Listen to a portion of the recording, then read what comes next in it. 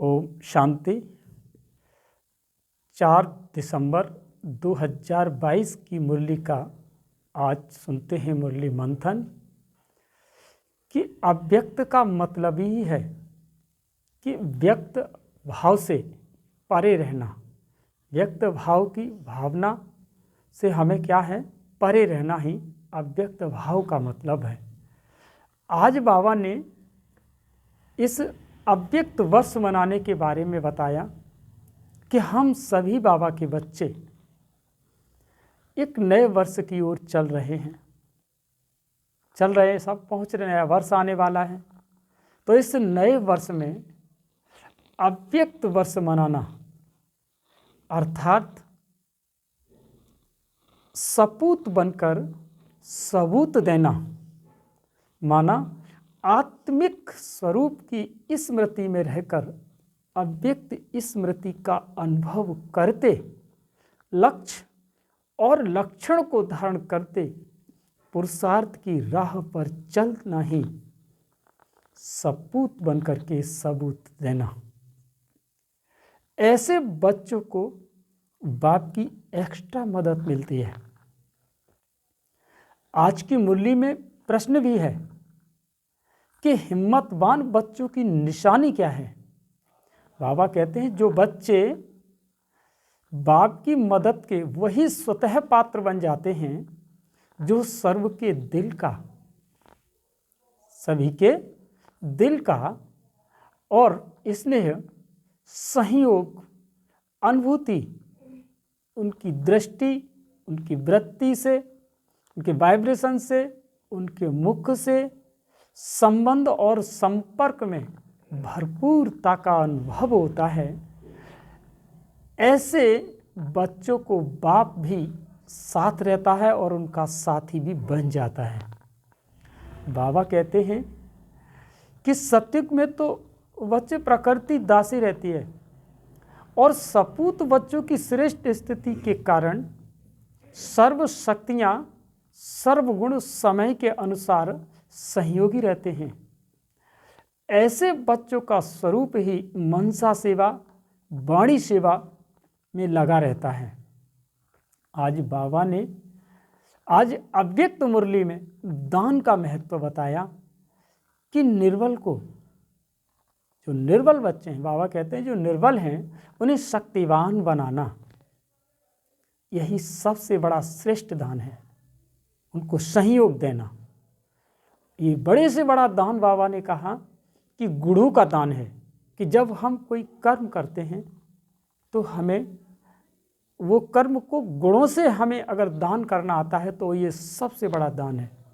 जैसे किसी ने आपसे अगर चाबी मांगी तो चाबी देने के समय हमारे अंदर गुणों का दान नजर आए तो बाबा कहते हैं ये सबसे बड़ा दान है। बाबा ने गहरी बात और बताई जिसे एक्स्ट्रा मुरली में ओपन किया है कि बाप ने बच्चों को सब कुछ दे दिया।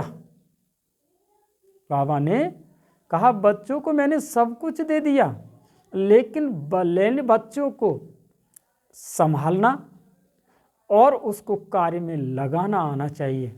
वो ऐसे सपूत बच्चे हैं, वो ऐसे उनको सपूत बच्चा बनना है। बाबा ने मुस्कराते हुए भी आज कहा कि सपूत की लाइन में हो कि सबूत, क्या सपूत बनने की लाइन में हो कि आप सपूत बने हो।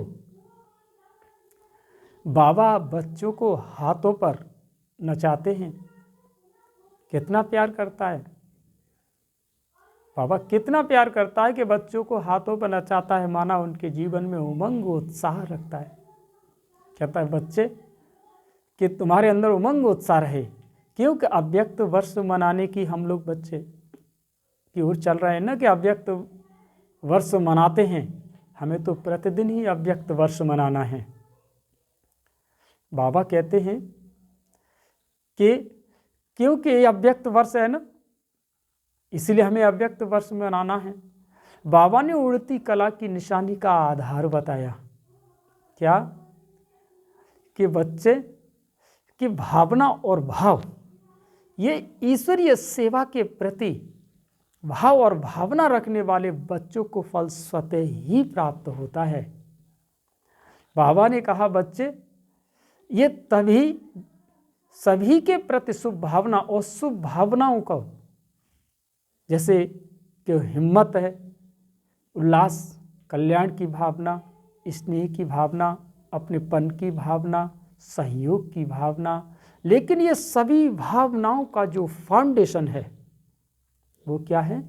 आत्मिक स्वरूप में स्थित रहकर, माना आत्मिक स्वरूप में स्थित रहना, यही भावना आपको अव्यक्त स्थिति का अनुभव और अव्यक्त मूर्त बनने में सफल करेगी। क्या? हमारा आत्मिक स्वरूप में स्थित रहना। और बाबा ने कहा कि माया का दरवाजा तभी खुलता है, कब खुलता है? कि जब पहले आपके अंदर संकल्प आता है, वो संकल्प के रूप में भावना आती है, और फिर वो बोल में, फिर वो कर्म में, फिर उसके बाद फिर क्या होता है? सामने वाली आत्मा को हम उसी भाव में देखते हैं, और उसके बाद फिर वो ईर्ष्या में बदलती है। फिर क्या होता है? फिर अपने मन की भावना नहीं रहती, उसके बाद वो गलत फहमी का भाव का अनुभव होने लगता है। इसीलिए अव्यक्त स्थिति के लिए भाव और भावना को पहले चेक कर लो, अन्यथा ब्राह्मण जीवन में सेवा का जो फल जमा होने का जो वरदान जो मिलता है, उससे आप वंचित रह जाएंगे। बाबा विजयी बना करके आपको माला में पिरोने के लिए आया है। और ध्यान देने योग्य बात, बाबा ने कहा जिस तरह गुलाब इस धरती से बदबूदार खाद को ग्रहण करके वो एक खुशबूदार फूल बनाता है, क्या आप अपने इस अशुभ भाव को शुभ भाव में नहीं बदल सकते? बदल सकते हैं। ये बाबा बच्चों को चिंतन के लिए नहीं, बल्कि ये कर्म में लाने के लिए कहा है। और आज के वरदान में बाबा ने कहा ज्ञान को लाइट और माइट के रूप में समय पर कार्य में लगाने वाले ही ज्ञानी तू आत्मा है। और ज्ञानी तू आत्मा का स्वभाव संस्कार कैसा होता है? वो राइट को रॉन्ग, अंधकार प्रकाश, व्यर्थ समर्थ, ये वो अपने जीवन में समझता है, और जीरो बाप के साथ कंबाइंड होकर सदा साथ रहता है। ये था आज की मुरली का मंथन। अच्छा, ओम शांति।